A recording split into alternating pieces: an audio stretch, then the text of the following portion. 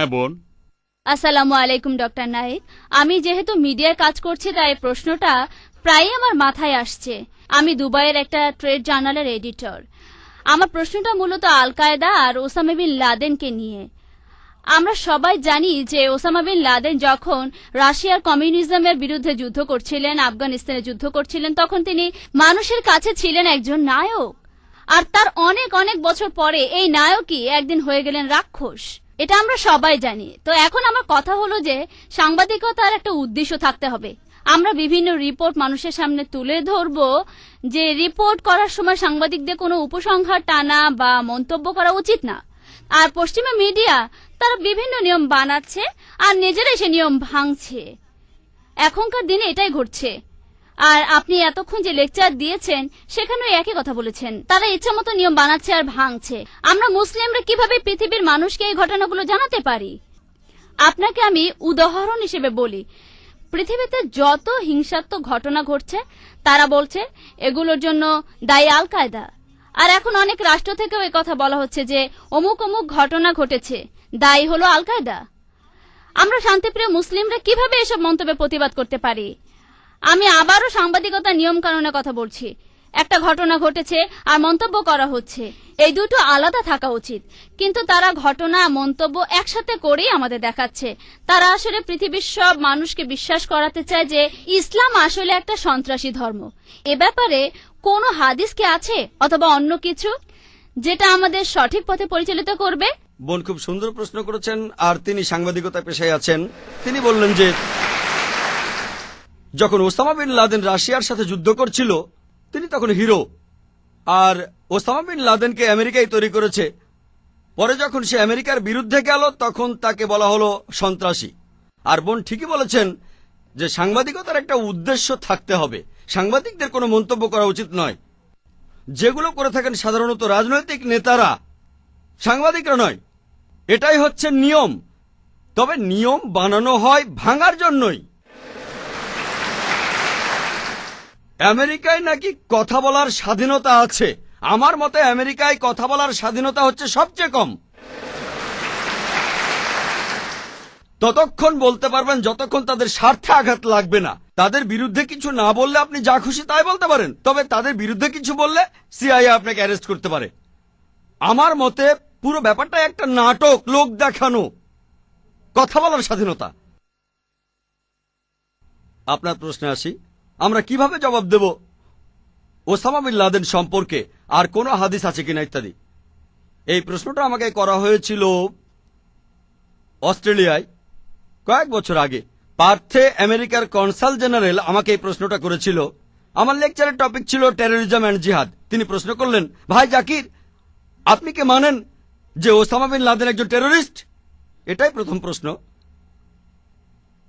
আমি তখন তাকে বললাম যে ওসামা বিন লাদেনের কথা যদি বলতে হয়, আমি তাকে চিনি না, কখনো দেখিও নি। আমি তার বন্ধু না, বা আমি তার শত্রুও না। আমি আসলে জানি না। টিভি চ্যানেলের নিউজ রিপোর্টগুলো শুনে আমি এর উত্তর দিতে পারবো না। বিবিসি আর সিএনএন।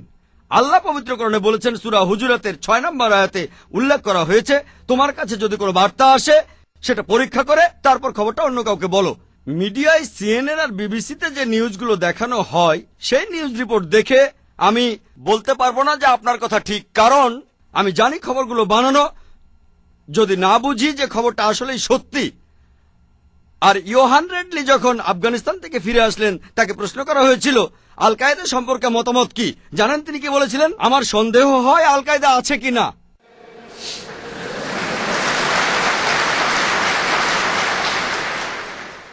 তাহলে সিএনএন আর বিবিসিতে প্রচারিত নিউজ রিপোর্টগুলোর উপর নির্ভর করে আমি এর উত্তর দিতে পারবো না। আল্লাহ জানে আসল ঘটনা কি। তবে সিএনএন কে কন্ট্রোল করে আমেরিকা। সেখানে জানতে পারি যে তারা হাজার হাজার আফগানিকে হত্যা করেছে, ইরাকে আক্রমণ করেছে। এই চ্যানেলগুলোই বলে। এই চ্যানেলের মালিক যারা তারাই যখন এগুলো বলছে আর গর্ব করছে, তাহলে এই খবরটা নিশ্চিত। তাহলে যদি বলেন কে 1 নম্বর টেররিস্ট, আমার মতে জর্জ বুশ। এই কথাটা পরের দিন পেপারে হেডলাইনে আসলো যে ডক্টর জাকির নায়েক বলেছেন তিনি একজন মৌলবাদী আর জর্জ বুশ 1 নম্বরের টেররিস্ট। অস্ট্রেলিয়ার নিউজ পেপারে হেডলাইন হয়েছিল। জানেন, কিছুদিন আগে একটা সার্ভে করা হয়েছিল, আমেরিকার শিকাগোতে একটা সার্ভে করা হয়েছিল, আর সেই সার্ভেটাতে টেরোরিস্ট হিসেবে নাম দেওয়া হয়েছিল 3 জনের। 3 জন, 1 নম্বর ওসামা বিন লাদেন, 2 নম্বর সাদ্দাম হোসেন, 3 নম্বর জর্জ বুশ। আর এই সার্ভেটা শিকাগোর বিভিন্ন শহরের লোকজনের উপর করা হয়েছিল। যে আপনাদের কি মনে হয়, মুসলিম অমুসলিম সবাই, অমুসলিমরাও, আপনারা কাকে 1 নম্বর টেরোরিস্ট মনে করেন? আর উত্তরগুলো সব একই, উত্তরগুলো একই রকম, সবাই বলছে জর্জ বুশ। সবচেয়ে কম ছিল 74%। 74% লোক বলেছে জর্জ বুশ 1 নম্বর টেরোরিস্ট, আর সবচেয়ে বেশি 78% বলেছে যে তাদের মতে জর্জ বুশ 1 নম্বর টেরোরিস্ট, আমি না। তবে লোকজন আসলে এসব কথা বলতে চায় না, মানুষ এসব কথা বলতে ভয় পায়। একটা হাদিস আছে, আমাদের প্রিয় নবীজি সাল্লাল্লাহু আলাইহি সাল্লাম বলেছেন, যদি কোন রকম অন্যায় হতে দেখো, হাত দিয়ে সেটা থামাও। যদি হাত দিয়ে থামাতে না পারো, তবে মুখ দিয়ে থামাও। যদি মুখ দিয়েও থামাতে না পারো, তখন তুমি মনে মনে অভিশাপ দাও তাকে, আর তখন তুমি হবে সবচেয়ে নিচু স্তরের মুমিন। তাই আমি স্পষ্ট করে বলি, আমি সত্য কথা বলি, আল্লাহ কিছু মানুষকে হাত দিয়ে থামানোর সামর্থ্য দিয়েছেন, কিন্তু তারা না থামালে আল্লাহ তাকে প্রশ্ন করবেন। আল্লাহ অন্তত কথা বলার সামর্থ্য দিয়েছেন, তাই আমি কথা বলে যাচ্ছি।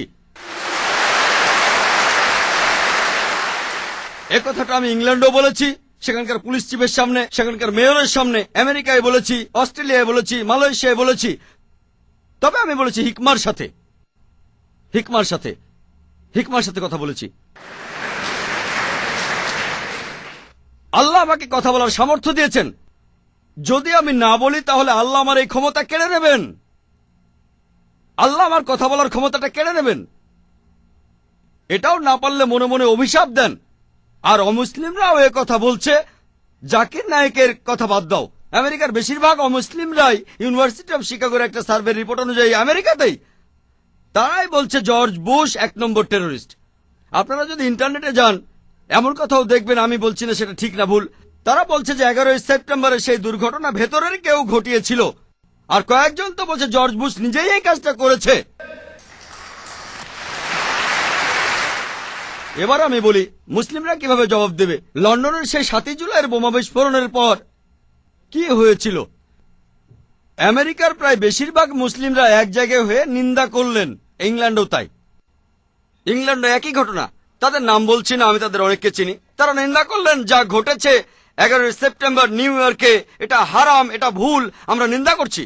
7ই জুলাই যা ঘটেছে লন্ডনে, 50 জনেরও বেশি লোক মারা গেছে, 11ই সেপ্টেম্বরে 3000-এরও বেশি লোক মারা গেছে, আমরা নিন্দা করছি, ফুল স্টপ। আর তারা যা বলছে ঠিক কথাই বলেছে, আমি একমত। পবিত্র কোরআনের সূরা মাইদার 32 নম্বর আয়াতে উল্লেখ করা হয়েছে, যদি কেউ অন্য কোনো ব্যক্তিকে হত্যা করে, সেটা যদি হত্যার অপরাধ বা কোনো ধ্বংসাত্মক কাজের অপরাধ না হয়, তাহলে সে যেন পুরো মানুষ জাতিকে হত্যা করলো। আমিও এই কাজে নিন্দা করি। যদি 11ই সেপ্টেম্বরে 3000-এরও বেশি নিরীহ মানুষ মারা যায়, সেটাকে নিন্দা করাই উচিত। লন্ডনে 50 জনেরও বেশি নিরীহ মানুষ মারা যাওয়াটাও নিন্দনীয়। তবে এখানেই থেমে যাওয়া যাবে না, এটারও নিন্দা করব যে আফগানিস্তানে হাজার হাজার নিরীহ মানুষ মারা গেছে, এটাও নিন্দনীয়। ইরাকে যে হাজার হাজার নিরীহ মানুষ মারা গেছে, সেটাও নিন্দনীয়।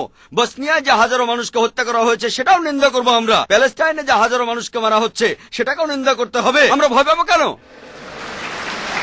তবে আমেরিকানদের প্রশ্ন করলে তারা বলে, না, আসলে আমেরিকা দেশটা একটু আলাদা, যদি বেশি কথা বলি তাহলে সমস্যায় পড়ে যাব। আমি বললাম, কেন? আমেরিকা তো সেই দেশ যেখানে কথা বলার স্বাধীনতা আছে। তাহলে ভয় পাচ্ছেন কেন? আমি ইন্ডিয়ায় লেকচার দিয়েছি। যারা বোম্বে সম্পর্কে জানেন, বোম্বের পরিবেশ পরিস্থিতি ভালো না। আমেরিকা আর ইংল্যান্ডে তাও কিছু কথা বলার স্বাধীনতা আছে। লোকজন আমাকে বলে, ভাই জাকির, কেউ আপনাকে হুমকি দেয় না? এটা আমার পেশার নিত্য সঙ্গী, এগুলো আমার পেশার নিত্য সঙ্গী। আমাদের নবীজিকেও কি হুমকি দেওয়া হতো না? আমরা তো নবীজির পথ অনুসরণ করছি। আল্লাহ তাআলা আমাদের রক্ষা করবেন। তবে যখন কথা বলবো তখন হিকমার সাথে বলবো। তাহলে যখন কথা বলবো তখন বলবো যে নিরীহ মানুষকে হত্যা করা নিন্দনীয়। আমরা মানি যে 11ই সেপ্টেম্বর যে 3000-এর বেশি মানুষ মারা গেল, সেটা অন্যায়। আমরা মানি যে লন্ডনে যা ঘটেছে সেটা অন্যায়। তবে অন্য সব অন্যায়গুলোরও প্রতিবাদ করতে হবে। যখন একজন লোক শরীরে বোমা বেঁধে সেটার বিস্ফোরণ ঘটায়, সাথে 20-30 জন নিরীহ মানুষ মেরে ফেলে, তাকে তখন বলা হয় টেরোরিস্ট। তবে যখন কেউ প্লেন থেকে নিচে বোমা মারে, আর এভাবে হাজারো আফগানিকে হত্যা করে তাকে তখন বলা হয় সাহসী আমেরিকান সৈন্য। এতে সাহসের কি আছে? এটাকে বলা হয় চুরি করে যুদ্ধ। এতে সাহসের কি আছে? উপর থেকে বোমা ফেলছেন, আর একটা বোমাতে কাজ হচ্ছে 50টা বোমার সমান। আমাদেরকে বুঝতে হবে যে ইসলাম হলো সত্যের ধর্ম। আর আমি আমার প্রশ্নের উত্তর শেষ করার আগে পবিত্র কোরআনের একটি আয়াতের উদ্ধৃতি দেব। সূরা ইসরার 81 নম্বর আয়াতে উল্লেখ করা হয়েছে, ওয়াকুল জাল হাক্ক ওয়া জাকাল বাতিল ইন্নাল বাতিলা কানা জাউকা। যখন সত্য এসে মিথ্যের সামনে দাঁড়ায়, মিথ্যে বিলুপ্ত হয়, কারণ মিথ্যে প্রকৃতিগত কারণে বিলুপ্ত হবে।